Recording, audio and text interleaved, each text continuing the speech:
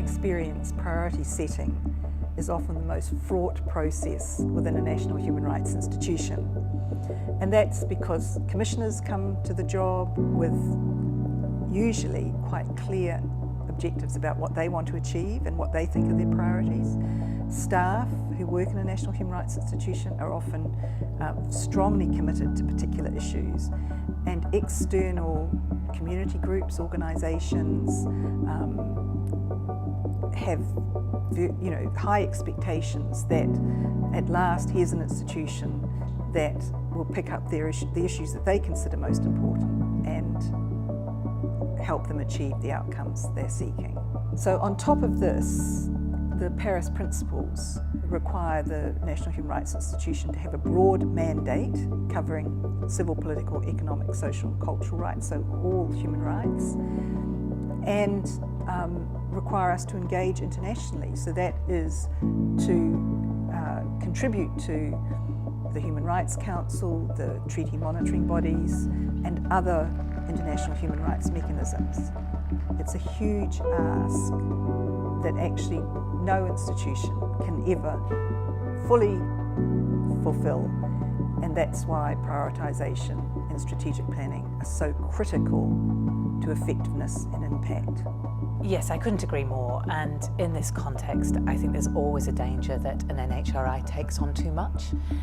It's certainly something we struggled with at the New Zealand Commission, and not always successfully, but it's absolutely critical. We're passionate to achieve things, and I think sometimes our ambition can get the better of us. I think priorities can change over time, but what we learned was that it's really critical to make the hard decisions. Otherwise, you're in danger of having a vast array of priorities and activities and really not enough resources to deliver them in an in-depth way, and you're in danger of not getting the impact and making the difference that you're seeking to achieve. Well, I think the starting point, there are two questions. One is, what are the most significant or serious human rights issues that the Commission should address? And secondly, where can we have most impact? And both of those questions are important. And what every National Human Rights Institution needs is to have a really good understanding of how well human rights are recognised and respected in their own country. And they need to be able to report on those and to show that they have considered across the board the range of civil, political, economic, social and cultural rights, and that for clear reasons they've opted to focus during a particular strategic period or over a particular year on specific issues. And I think over time at the Commission we did develop some criteria to help us to evaluate that. The scan that you're talking about would always produce a very long list of issues that we could potentially work on, and we did try to, in a principled way, make the selections of what we, the Commission, would focus on. The criteria obviously do need to be developed specifically for the NHRI in its own context, and they can't just be imported from elsewhere. But we do have here the New Zealand Human Rights Commission criteria that we developed, and it may have some general application for people.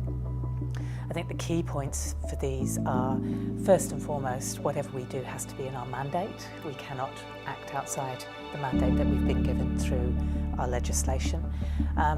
And also something that we found was, actually there's a lot of things we have to do because they're in our mandate or they're required by the Paris Principles. So engaging internationally is a requirement. For us, running a complaints function was a requirement. So some things we have to do. And then the trick here through the criteria is to look at the discretionary work that we could do on top of what we're mandated and required to do, and find ways to decide what adds the most value, what's the most important thing that we, the National Human Rights Institution, could do. And I think on top of all of those, very worthy criteria, I would add also have respect for gut instinct, because sometimes, of course, you go through that process and then you've got a real feeling that actually this is what we should focus on. And one example from our experience was that we opted to do a national inquiry into the discrimination faced by transgender people. They're a relatively small group in any society, but they are amongst the most stigmatised and marginalised of any group. Engaging with them has very significant challenges, and it's a very complex area, and they're not a homogeneous group. But if we weren't going to do it, who was? And if we didn't do it, then when would it ever happen? So I think that's where gut feeling and an element of emotion aided a choice that otherwise might have been difficult. So I think, there's one of the things is to look at how do you respond to particular issues, and everything doesn't have to be a big report, a major inquiry. Sometimes it can be something as simple as a letter to a key official, or even occasionally a public statement. So it's really actually choosing the right response for the particular issue. And perhaps finally I should say, and sometimes it might just be a word in the ear of an official which you don't make public, because if you did, then their reaction might well not be as positive. Absolutely, absolutely. And I think another risk, even when we've done all this, is to be busy rather than to be effective. Lots of activity, be it the full-blown inquiry or the word in the ear, but not actually leading anywhere, not making the difference that we're seeking. And a key to being effective is to know what you want to achieve, what the outcome is that you're seeking, and then to work out how best to achieve that outcome in the context you're in.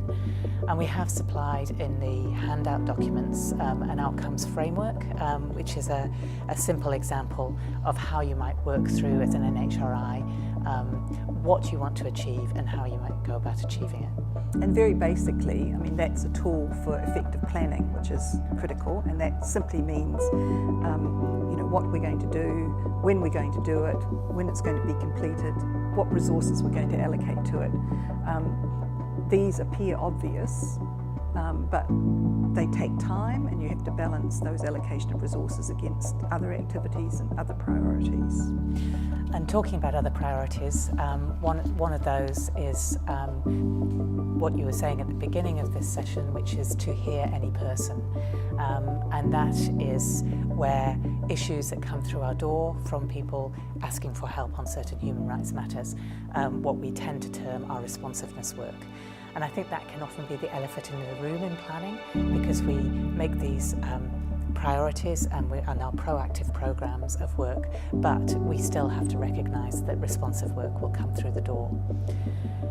Talking with other NHRIs, we were far from alone in finding it, I think, the trickiest area to manage.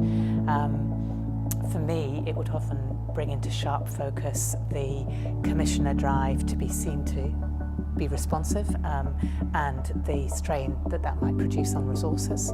And there were at times responsiveness matters that were an opportunity to advance strategic priorities, but more than often they were a diversion from them. So I think the first trick is to recognise there will always be responsive work, and to allocate time within the planning and the processes that you were talking about earlier. And the second, I think, is to recognise if you don't take on a piece of responsive work, then you need to manage the disappointment of the person or the organisation who raised it, and have strategies to do that. And the third, just like when we're selecting human rights priorities, is to have a principled approach to deciding which responsive matters you are going to take up and which you're not. I absolutely agree, gut reaction comes in there too, but just like with selecting priorities, if you can have an approach which you can explain to people as to why you did or didn't take up that matter, that can help with the relationships over the long term. Similar to the criteria we developed at the New Zealand Commission for deciding on our priorities, we did develop a flowchart, a set of questions to go through to decide whether to take on a piece of responsiveness work or not. And this approach is available in the handout and on screen.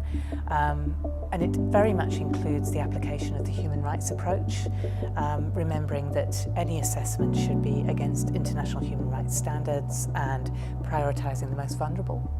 But also, we were very clear that if a responsive matter was of such importance but of such significant size, we could go back to review the strategic priorities and decide whether we would rework things so we could take on that responsiveness work and not just add it to an already long list.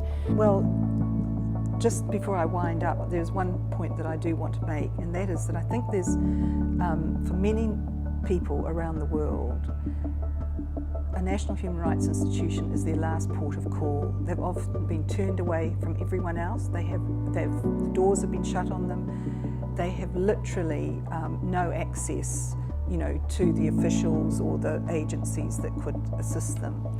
But I admire those national human rights institutions that try not to turn anybody away without at least having helped them access support elsewhere. So the challenges of this prioritisation, which is critical, there's no doubt, and we weren't always as good as we should have been at it. We found it very hard to say no sometimes.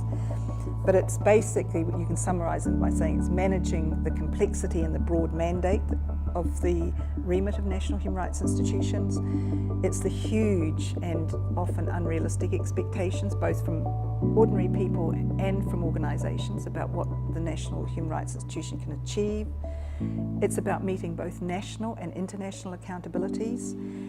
It's about setting and sticking to priorities and trying to find the ability to say no sometimes.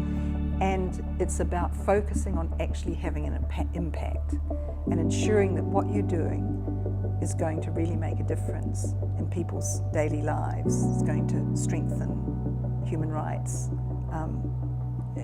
for them and, for everyone in the society. So it's not a science, it's really more of an art form, but it's absolutely critical. And a number of national human rights institutions that I've worked with, one of the biggest pleas from staff has been, can we decide on priorities and can we stick to them? And so that's something that we all need to learn to do.